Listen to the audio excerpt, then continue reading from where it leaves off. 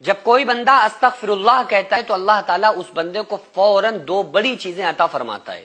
لیکن عام طور سے لوگ استغفراللہ پڑھتے تو ہیں، لیکن انہیں یہ پتا بھی نہیں ہوتا ہے کہ یہ استغفراللہ جب ہم پڑھیں گے تو اس کے بدلے ہمیں یہ مل کیا چیزیں رہی ہیں اور اللہ تعالیٰ اس بندے سے کہتا کیا ہے. اور فرشتوں میں اللہ تعالیٰ فخر فرماتا ہے. یہ جو چھوٹا سا جملہ ہے نا استغفراللہ، اس کی بہت بڑی طاقت ہے، کیونکہ آقا علیہ الصلوۃ والسلام نے اس کے بارے میں اس کی بڑی فضیلتیں بیان فرمائی ہیں، اور خود قرآن کریم میں اللہ تعالیٰ نے اس کی بڑی فضیلت بیان فرمائی ہے.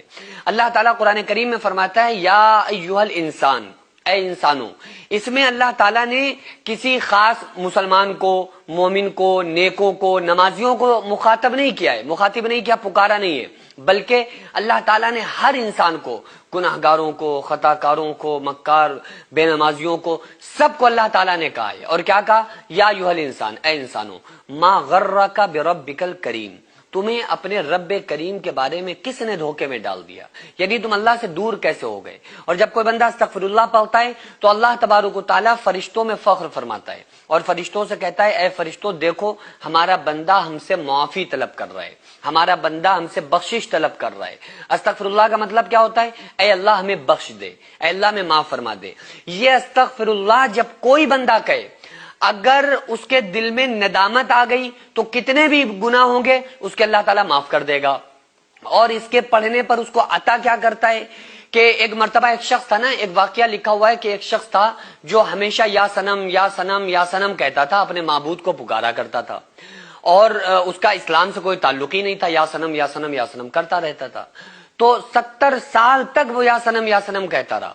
ایک مرتبہ اس کی زبان لڑکھڑا گئی اور اس کی زبان سے یا سنم کی جگہ یا سمد نکلا. اور یا سمد کس کا نام ہے؟ اللہ کا نام ہے، اللہ الصمد. سمد کہتے ہیں بے نیاز کو. تو اس کی زبان سے نکلا یا سمد. تو اللہ نے 70 مرتبہ اس کو جواب دیا، اس کو کہا کہ اے میرے بندے میں تیرا رب حاضر ہوں، میرے بندے میں تیرا رب حاضر ہوں، اے میرے بندے میں تیرا رب تیرے لیے حاضر ہوں، بتا کیا چاہتا ہے. تو فرشتوں نے کہا کہ مولا تو بھی یہ جانتا ہے اچھی طریقے سے کہ تجھے نہیں پکار رہا ہے، یہ تو سنم سنم سنم کہہ رہا تھا، یہ تو دھوکے سے اس کی زبان سے تیرا نام نکل گیا. تو اللہ تعالیٰ فرماتا ہے اے فرشتوں اسکت، خاموش ہو جاؤ، اس نے بھلے دھوکے سے ہی صحیح لیکن پکارا تو مجھے ہے نا، اپنے رب کو پکارا ہے نا. 70 سال یہ جس کو پکارتا رہا اس نے تو کوئی جواب نہ دیا. اگر میں بھی اس کو جواب نہ دیتا تو مجھ میں اس میں کیا فرق یہ سمجھتا. تو میں تو اپنے بندے کی ہر پکار پر لبیک کہتا ہوں، ہر پکار پر اس کو جواب دیتا ہوں. یہ بات الگ ہے کہ ہم نہیں سمجھ پاتے ہیں کہ اللہ ہمیں ہماری طرف متوجہ ہے، لیکن یہ باتیں رسول اللہ صلی اللہ علیہ وآلہ وسلم نے تو ہم کو بتائی ہیں نا کہ جب بندہ اللہ کی طرف ایک بالشت بڑھتا ہے تو اللہ اس کی طرف ایک ہاتھ بڑھتا ہے، جب بندہ اللہ کی طرف ایک ہاتھ بڑھتا ہے تو اللہ اس کی طرف 2 ہاتھ بڑھتا ہے، جب بندہ اللہ کی طرف چل کے آتا ہے تو اللہ اسے دوڑ کے مل جاتا ہے. تو اس لیے جب کوئی بندہ استغفراللہ پڑھتا ہے تو اس سے زیادہ اللہ کو کوئی تسبیح پسند نہیں ہے. فضیلت میں تو اور بھی تسبیحات ہیں، جیسے سبحان اللہ والحمدللہ ولا الہ الا اللہ واللہ اکبر اور سبحان اللہ وبحمدہ سبحان اللہ العظیم. یہ تسبیح بہت زیادہ متبرک ہے، لیکن یہ ایسی تسبیح ہے کہ اللہ تعالیٰ اس سے سب سے زیادہ خوش ہوتا ہے، کیونکہ اس میں بندہ اپنے گناہوں سے معافی مانگتا ہے. اور جب کوئی بندے سے گناہ ہو جائے اور اللہ کے سامنے آ کر توبہ کرتا ہے، استغفراللہ پڑھتا ہے، تو فوراً اللہ تعالیٰ اس کو بخشش عطا فرماتا ہے، اسی وقت معاف کر دیتا ہے، چاہے کتنے بھی گناہ کر کے بیٹھا ہو. فرشتے کہتے بھی ہیں مولا یہ بہت گناہ گار ہے، اللہ فرماتا ہے کہ نہیں، بس اس نے مجھے پکارا میں اسے معاف کروں گا. اور دوسری چیز کیا؟ اس کے ذہنی اور قلبی ایسا سکون عطا کرتا ہے کہ ایسا سکون اسے زندگی میں کبھی نہیں مل سکتا.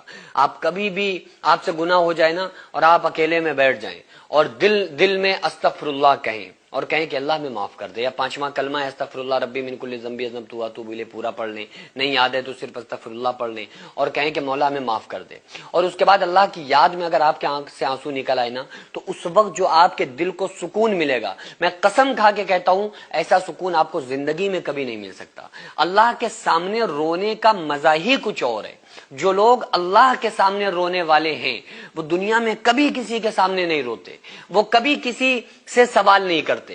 انہیں اللہ کے سامنے رونے میں لطف آتا ہے، انہیں اللہ کے سامنے رونے میں مزہ آتا ہے. وہ اللہ کو اپنا درد سناتے ہیں تو ان کا درد کم ہو جاتا ہے، وہ اللہ کے سامنے اپنے بوجھ کو رکھتے ہیں تو ان کا بوجھ ختم ہو جاتا ہے۔ صرف اللہ کے سامنے مشکلات کو بیان کرنے سے ہی ان کی مشکلات آسان ہو جاتی ہیں۔ یہ تعلق ہوتا ہے ایک مومن بندے کا اپنے رب کے ساتھ، اور یہ تعلق جس بندے کا اللہ سے پیدا ہو جائے، جس بندے کے دل میں یہ تعلق آ جائے، تو آپ سمجھ لیں کہ اللہ تبارک و تعالیٰ نے اسے دنیا میں ہی اپنا بنا لیا ہے۔ وہ پھر اللہ کا نیک بندہ بن جاتا ہے، پھر وہ مخلص بندہ کہلاتا ہے۔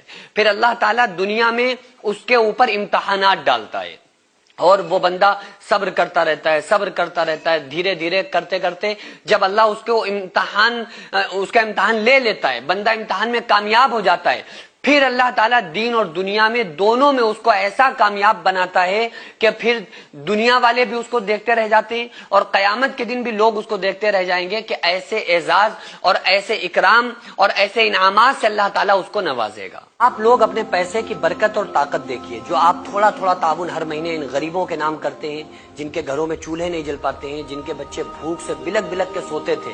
الحمدللہ جو ہماری آغازیہ ویلفیئر سوسائٹی ہر مہینے ان غریبوں کو راشن دینا، ان بیماروں کا علاج کرانا، یہ تمام کام جو ہماری سوسائٹی کر رہی ہے، اور آپ کی ہوئی مدد سے جو ان غریب گھروں میں کھانا بنتا ہے، تو یہ صرف اللہ کا شکر ادا نہیں کرتے بلکہ ہم تمام لوگوں کے لیے خوب ساری دعائیں کرتے ہیں۔